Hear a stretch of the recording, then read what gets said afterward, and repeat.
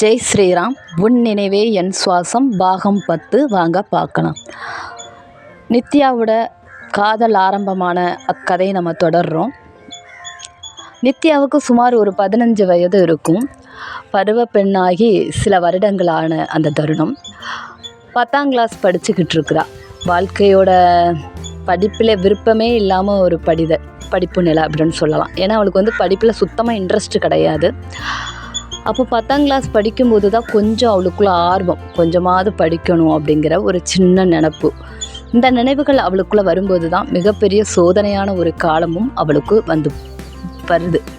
இயற்கை தான். நம்ம ஒருத்தர் மீதோ இல்லை ஏதாவது ஒரு பொருள் மீது நம்ம ஆசைப்படுறோம் அப்படின்னா அந்த பொருளை நம்ம விட்டு விலகிற மாதிரி விதியும் விளையாடும் போல் இங்கே நித்யாவுக்கும் அதே நிலைமையில தான் இருக்கிறா. 10ஆம் கிளாஸ் படிக்கும்போது அவளுக்கு ஒரு அழகான கனவு வருது. நித்யாவும் அவளது தோழியுமான கவிதாவும் ஒரு அழகான காட்டுக்குள்ளே பயணம் செஞ்சுக்கிட்டு இருக்கிறாங்க. அந்த காட்டை ரசித்த வண்ணமா அந்த காடு அடர்ந்து நல்ல பூக்கள் பூத்து மிக அழகாக காட்சி கொடுக்குது. அதை பார்த்த வண்ணமாக ரசித்த வண்ணமாக கவிதாவும் நித்யாவும் ஒருவருக்குள்ள ஒருவர் பேசிக்கொண்டே நடக்கிறாங்க. அப்படி நடக்கும்போது திபு திபு திபுன்னு சத்தம் கேட்குது. திரும்பி பார்க்குறாங்க. அகோரிகள் திபு திபு திபுன்னு ஒரு படையாக நடந்து வராங்க. இதை பார்த்ததும் நித்யாவுக்கும் கவிதாவுக்கும் உள்ளுக்குள்ளே ஒரு பயம் ஏற்படுது. ஒரு மரத்துக்கு பின்னாடி போய் ஒளிஞ்சிக்கிட்டு இந்த அகோரிகள் போயிட்டாங்களாம் இல்லை இன்னும் அங்கேயே தான் இருக்காங்களா அப்படின்னு சொல்லிட்டு அகோரிகளை பயத்தோடு பார்த்துக்கிட்டு இருக்காங்க. இந்த சமயத்தில் அகோரிகளின் கூட்டத்தில் தலைவனான அந்த தலைவர் அகோரி ஒன்று சொல்கிறாரு. என்னென்னா, இங்கே பெரிய சிவன் கோயில் இருக்குது, ரொம்ப பழமையானதும் கூட. இதில் மரகத சிவலிங்கம்னு ஒன்று இருக்குது. அந்த சிவலிங்கத்துக்கு நம்ம அபிஷேகம் பண்ணணும் அப்படின்னா அது பச்சை கலரில் மாறும். அப்படி பச்சை கலரில் மாறிச்சு அப்படின்னா நம்ம ரொம்ப புண்ணியம் செஞ்சுருக்கோம், அதாவது நம் பாவம் தீர்க்கப்பட்டது அப்படின்னு சொல்கிறாரு. அந்த பாக்கியம் எல்லாருக்குமே கிடைக்காது, அதாவது அந்த சிவன் நினச்சா மட்டும்தான் அந்த பாக்கியம் நமக்கு கிடைக்கும் அப்படின்னு சொல்லி அகோரி அந்த சிவன் கோயிலின் பெருமையை பேசிக்கிட்டு போகிறாரு. இதை கேட்ட நித்யாவுக்கும் கவிதாவுக்கும் உள்ளுக்குள்ள ஒரு பயம் இருந்தாலும் நித்யாவுக்கு ஒரு ஆர்வம் எடுக்குது. நம்ம அந்த சிவன் கோயிலை போய் பார்த்தா என்ன, எப்படி இருக்கும், நல்லா இருக்கும்ல அப்படின்னு சொல்லி ரொம்ப ஆர்வப்படுறா. ஆனால் கவிதா சொல்கிறா, இல்லடி இதெல்லாம் சரி வராது, நீ சும்மா இரு, வா நம்ம வீட்டுக்கு போயிடலாம், ரொம்ப பயமாக இருக்குது, நம்ம ரொம்ப தூரம் வந்துட்டோம், வா வீட்டுக்கு போயிடலான்னு சொல்லி கவிதா நித்யாவை கூப்பிடுறா. ஆனால் நித்யா அதை எதையுமே காதில் வாங்கிக்கல. நான் அந்த கோயிலுக்கு போக தான் போகிறேன் அப்படின்னு சொல்லிட்டு நித்யாவும் கவிதாவும் அகோரிக்கு பின்னால் அவங்கள பின்தொடர்ந்து செல்கிறாங்க. இதை அகோரிகள் யாருமே பார்க்கல. இவங்க அவ்வளோக்குள்ள பின்தங்கியே பின்னாடி நடந்து வந்துட்டே இருக்காங்க. இவங்க என்ன கோயிலுக்கு போகிறாங்க அப்படின்னு சொல்லிட்டு. அதே மாதிரி அகோரிகள் ஒரு சிவன் கோயிலுக்குள்ளே, பெரிய கோயில், அந்த காலத்து பழமையான மதில் சுவரெல்லாம் போட்டு கோவில் ரொம்ப பழமையாக இருக்குது. அதில் மிகப்பெரிய ஒரு ஆலமரம் இருக்குது. ஆலம் விழுதெல்லாம் அந்த கோவிலை பாதுகாக்கிற வண்ணமாக அந்த மதில் சுவரை தாண்டி தான் இருக்குது. அதை பார்த்தாலே அது ஒரு பிரமிப்பான ஒரு அழகாகவும், ஒரு ஆலமரத்தை வச்சு நீங்களே ஒரு கோவிலை கற்பனை செஞ்சு பார்த்துக்கோங்க, அவ்வளவு அழகு அந்த கோவில். அதை பார்க்கும்போது நமக்கே இப்படி ஒரு அழகான ஒரு கோவிலை பார்த்தா ஒரு ஃபீல் இருக்கும். ஆன்மீகத்தன்மையோடு அந்த கோவிலை ரொம்ப அழகாக பார்க்கலாம். அவ்வளோ சூப்பரான ஒரு ஃபீலிங்கில் அந்த கோவில் இருக்குது. அப்போ நித்யா சொல்கிறா, பார் வெளியவே இவ்வளோ அழகாக இருக்குது, அப்போ உள்ள கண்டிப்பாக கோவில் அவர் சொன்ன மாதிரி தான் இருக்கும், அந்த மரகத சிவலிங்கத்தை நம்ம பார்த்தே ஆகணும் அப்படின்னு சொல்லிட்டு கவிதா கிட்ட சொல்கிறா. கவிதாவுக்கு பயம் தாங்க முடியல. வேண்டாண்டி வா வீட்டுக்கு போயிடலாம். கவிதா நித்யாவை கூப்பிட்றேன். ஆனால் நித்யாவோ இல்லை அவங்க பூஜையை முடிச்சுட்டு வரட்டும் அப்படின்னு சொல்கிறா. ஏன்னா அகோரிகள் மொத்தமாக எல்லாரும் உள்ளே போயிருந்தாலும் 2 அகோரிகள் வாசலுக்கு காவலாக இருக்காங்க. உள்ளே யாரும் வரவும் கூடாது, உள்ளேருந்து யாரும் வெளியே போகவும் கூடாது அப்படிங்கிற மாதிரி அந்த காவல்கள் போடப்பட்டிருக்கு. இதை பார்த்தா நித்யாவுக்கு எரிச்சலாக இருக்குது. நம்ம இவ்வளோ தூரம் வந்துட்டோம், அந்த சிவலிங்கத்தை பார்க்காம போயிடுவோம் போலையே, இவங்க வேற வாசல்லையே காவல் இருக்காங்க அப்படின்னு சொல்லி எரிச்சல்லையே அந்த மண்டபத்துக்குள்ளே ஒரு தூணுக்கு பின்னாடி ஒளிஞ்சு நித்யாவும் கவிதாவும் அந்த அகோரிகளையே பார்த்தவண்ணா இருக்காங்க. அவங்களும் உள்ளே போய் பூஜையெல்லாம் முடிச்சுட்டு கொஞ்ச நேரத்தில் அவங்க வெளியே வந்துடுறாங்க. இதை பார்த்த நித்யாவுக்கு ரொம்ப சந்தோஷமாயிட்டு, அப்பாடா வெளியே வந்துட்டாங்க அப்படின்னு சொல்லிட்டு இவங்கெல்லாம் போனதுக்கப்புறம் அந்த கோவிலுக்குள்ளே போகலாம் அப்படின்னு சொல்லி நித்யாவும் கவிதாவும் முயற்சி பண்ணுறாங்க. ஆனால் அவங்களால உள்ளே போக முடியலை. ஏன்னா அந்த மதில் சுவர்கள் தாளிடப்பட்டு இருக்குது, அதாவது பெரிய கேட்டு, அந்த கேட்டை அடைக்கப்பட்டு இருக்குது. நித்யாவுக்கு ரொம்ப கஷ்டமாக போயிடுச்சு. இவ்வளோ தூரம் வந்து அந்த சிவலிங்கத்தை நம்ம பார்க்காம போகிறோமே அப்படின்னு சொல்லிட்டு நித்யா வந்து நான் எப்படியாவது அந்த சிவலிங்கத்தை பார்த்துட்டு தான்ப்பா வருவேன், அந்த மரகத லிங்கத்தை நான் பார்க்கணும், பால் அபிஷேகம் பண்ணணும் அப்படின்னு சொல்லி நித்யா ரொம்ப பிடிவாதமாக இருக்கா. கவிதா இல்லை எனக்கு பயமாக இருக்குது, வா போகலான்னு கூப்பிட்றேன். ஆனால் நித்யா அதை எதையுமே காதில் வாங்கிக்கவே இல்லை.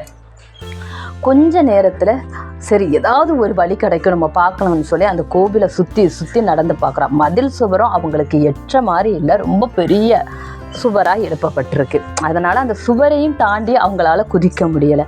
அப்படியே அந்த கோவிலை சுற்றி போகலாம் அப்படின்னு சொல்லி அந்த மதில் சுவரை கடந்து போகிறதுக்கு ஏதாவது வழி கிடைக்காதா அப்படின்னு சொல்லி நித்யா ஒவ்வொரு அடியாக எடுத்து வச்சு பார்த்துட்டு போகிறான். அந்த நேரம் நித்யாவோட தலையில் ஒரு ஆழம் விழுது தட்டுது. அதை பார்த்தவளுக்கு ரொம்ப ஆச்சரியமாகவும் ரொம்ப சந்தோஷமாகவும் இருக்குது. அந்த ஆழம் விழுது கோவிலுக்குள்ளே இருந்து வெளியே வருது. அப்போ அந்த விழுதை பிடிச்சா நம்ம கோவிலுக்குள்ளே போயிடலாம் அப்படின்னு சொல்லி அதை பிடிச்சி தொங்கி உள்ளே போயிட்டா. ஆனால் கவிதா வந்து வரலை. கவிதாவுக்கு பயம்தான். இந்த பயத்தினால இவ வேற உள்ளே போயிட்டா, நம்ம வெளியவே இருப்போம் அப்படின்னு சொல்லிட்டு கவிதா வெளியவே நின்றுறா. நித்யா உள்ள வந்துட்டு அந்த சிவலிங்கத்தை பார்க்குறா. உண்மையிலேயே அந்த ஆலமரத்துக்கு அடியில தான் அந்த சிவலிங்கம் இருக்குது. மரகத பச்சையா அழகா இருக்குது, பார்க்கறதுக்கு அப்படி ஒரு தெய்வாம்சத்தோடு இருக்கு. இதை பார்த்த நித்யாவுக்கு ரொம்ப பூரிப்பாகவும் ரொம்ப சந்தோஷமாகவும் தன்னையும் மீறி அந்த இறைவனை வந்து வழிபடுறா. என்னை ஆசீர்வாதம் பண்ணுங்க அப்படின்னு சொல்லிட்டு அந்த இறைவன் முன்னாடி மண்டியிட்டு வணங்கி அவங்க முன்னாடி நிற்கிறா. அப்போ அந்த அவர் சொன்னார் இல்லையா அகோரி, பால் அபிஷேகம் பண்ணுனா பச்சை கலரில் மாறும், இதுதான் இந்த கோயிலுடைய அதிசயம்னு அப்படி அவர் சொல்லியிருக்காரு. அப்போ அது அவளுக்கு ஞாபகம் வருது. உடனே என்ன பண்ணுறான்னா பால் இருக்குதான்னு தேடுறா. ஆனால் அகோரிகள் வந்து பூஜை செய்கிறதுக்காக ஒரு சொம்பில் தனியாக பாலும் அபிஷேகங்கள்லாம் முடிச்சுட்டு எல்லாமே பண்ணிட்டு போயிருக்காங்க. அதில் ஒரு சொம்பில் பாலும் இருக்குது. இதை பார்த்த நித்யாவுக்கு ரொம்ப சந்தோஷமாக அந்த பாலை எடுத்து அந்த சிவலிங்கத்துக்கு அபிஷேகம் பண்ணுறா. என்ன ஒரு அதிசயம்! அவர் சொன்னது மாதிரியே அந்த பால் பச்சை நிறத்தில் மாறி வெளியே வருது. இதை பார்த்தவளுக்கு அப்படி ஒரு பேரானந்தம். அந்த சிவலிங்கத்தை மனப்பூர்வமாக தொட்டு வணங்கி உங்கள் ஆசீர்வாதம் எனக்கு கிடச்சிருக்கு, இதை விட வேறு என்ன வேணும்னு சொல்லி ரொம்ப சந்தோஷமாக அந்த சிவன் முன்னாடி விழுந்து வணங்கிட்டு அந்த சந்தோஷத்தோட பூரிப்பில் அந்த ஆலமர சிவலிங்கத்துக்கு எதிர்ப்புறம் திரும்பி பார்க்குறா. மிக அழகான ஒரு தாமரை குளம் இருக்குது. நித்யாவுக்கு சின்ன வயசுலேருந்தே தாமரை பூனால் ரொம்ப பிடிக்கும். அதுவும் அவள் நேசித்த ஒரு சிவனுக்கு பக்கத்தில் அதை பார்த்ததும் இன்னும் அவளுக்கு பூரிப்படைஞ்சு அந்த தாமரையின் அழகில் மெய்மறந்து அந்த குளத்தை ரசித்த வண்ணமாக நிற்கிறா. அப்போ தான் அவளுக்குள்ள ஒரு அதிசயம் நடக்குது. அவள் யாரை தன் உயிரா யாரை இதுவரைக்கும் இறைவனாக வழிபட்டுக்கிட்டு இருந்தாலோ அந்த ராமர் அவளுக்கு நாராயணராக காட்சி கொடுக்குறாரு. ஆமாங்க, நித்யாவுக்கு ரொம்ப பிடிச்சது ராமர் தான். அந்த ராமருடைய அவதாரம் யார்? அந்த ராமருக்கே தலைவர் யார்? நாராயணர் தானே. அந்த நாராயணர் அதுவும் அந்த தாமரை குலத்துக்குள்ளே இருந்து வெளிவந்த அவளுக்கு எவ்வளோ பெரிய சந்தோஷம் இருக்கும். அந்த சந்தோஷத்தோட நித்யா நாராயணரை பார்க்குறா. அப்படியே பூரிப்பில் கையெடுத்து வணங்கி நீங்கள் என்ன அதுவும் நாராயணர் சும்மா ஒன்றும் வரலை, அவளை வந்து ஆசீர்வதிக்கிற மாதிரி வந்து அந்த நின்ற கோலத்தில் காட்சி கொடுக்குறாரு. அதை பார்த்ததும் அவளுக்கு அப்படி ஒரு சந்தோஷமாக இருக்குது. உடனே அவளும் அவங்க பாதத்தில் விழுந்து ஆசீர்வாதம் வாங்குறா. நாராயணரும் ஆசீர்வாதம் பண்ணுறாரு. ஆசீர்வாதம் பண்ணினவர் சும்மாவும் ஆசீர்வாதம் பண்ணலை, கூட இன்னொரு வாலிபன் நிற்கிறான். அந்த வாலிபனை பார்த்தது நித்யாவுக்கு கொஞ்சம் ஆச்சரியமாகவே இருக்குது. இது யார், எங்கேயோ பார்த்துருக்குமே அப்படிங்கிற யோசனை அவளுக்குள்ளே ஓடினாலும் நாராயணர் என்ன பண்ணுறாரு அப்படின்னா அந்த வாலிபனோட கையை பிடிச்சி நித்யாவோட கையில் சேர்த்து விடுறாரு. சேர்த்து விட்டவளுக்கு அப்படி ஒரு பூரிப்பு. இது வந்து நான் வணங்குற ஸ்ரீராமரே எனக்கு கொடுத்த ஒரு பந்தமாக அவளுக்கு தோண ஆரம்பிச்சது. கனவு கண்டு அந்த கைகள் இரண்டும் சேர்ந்த வண்ணம் அவள் டக்குன்னு முழிச்சிட்டா. யார் அப்படின்னு சொல்லிட்டு முழிச்சு பார்த்தவளுக்கு அப்பந்தான் புரியுது அது ஒரு கனவு அப்படின்னு. இந்த கனவுல வந்தது எல்லாமே அவளுக்கு தெளிவாக ஞாபகம் இருக்குது. அப்படி ஞாபகம் இருக்கிறத அவள் பார்க்கும்போது கடைசியாக அவர் காட்டின ஒரு இளைஞன். அந்த இளைஞன் யார் அப்படின்னு யோசிச்சா அவளுக்கு அப்பந்தான் ஞாபகம் வருது. அது வேற யாருமே இல்லை, கவிதாவோட அண்ணன் அப்படின்ட்டு. கவிதாவோட அண்ணனை எதுக்கு என் கையில் சேர்த்து விடணும், எனக்கு ஒன்றுமே புரியலையே அப்படின்னு சொல்லிட்டு நித்யாவுக்கு ரொம்ப குழப்பமான ஒரு மனநிலையில் இருக்கிறா. ஜெய் ஸ்ரீராம். மீண்டும் நாளை பார்க்கலாம்.